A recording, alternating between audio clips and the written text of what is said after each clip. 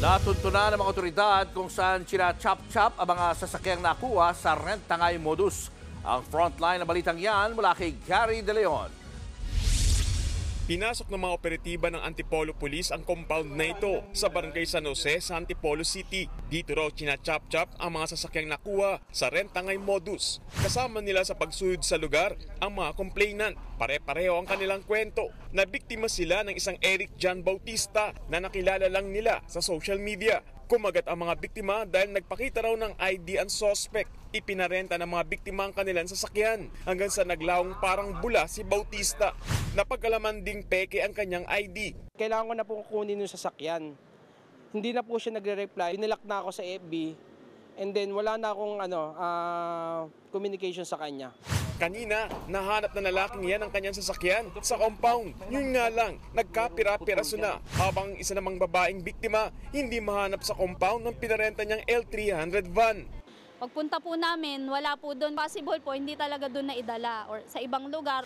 Bukod sa mga biktima, napasugod din sa lugar ang may-ari ng compound. Nirentahan daw ng isang lalaking nakilala din niya sa social media na si Mario Miranda ang kanyang compound noong December 18. Peking ID rin ang ipinakita sa kanya pero iisang tao lang daw ang nakausap niya at ng mga biktima. Duda na raw siya sa aktibidad ng mga rumenta. Pinapaalis na niya sana noong pang Disyembre pero kinubkob na raw ng grupo ang lugar at wala na siyang nagawa.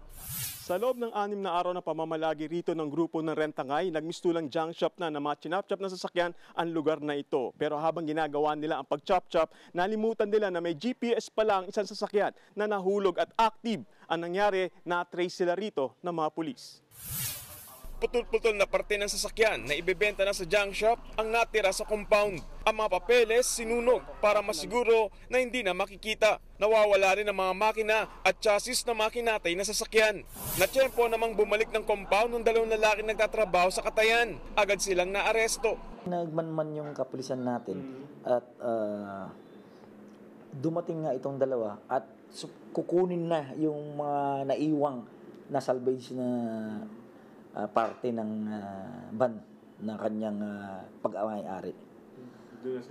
Doon na sila nahuli. Katwiran ng dalawang suspect, inutusan lang daw sila ng isang Dexter na kunin na makinatay na parte. Kinumpirma rin nila na si Dexter, Miranda at Bautista ay isang tao rin na nakilala rin daw nila sa social media. Pick up lang. Anong pick up niya? Yung pyesa po sana. Tapos po ulit sa kanya, tapos siya po mag-deliver nun. Nananawagan naman ang Antipolo Police sa iba pang nakatransaksyon ng suspect na lumutang para magsampa ng reklamo. Tinutugis na ang suspect. Nagbabalita mula sa frontline, Gary De Leon, News 5. Mga kapatid, Julius Babaw po. Iba na ang may alam at may pakialam sa panahon ngayon. Para sa frontline ng mga balita, mag-follow at mag-subscribe sa social media pages ng News 5.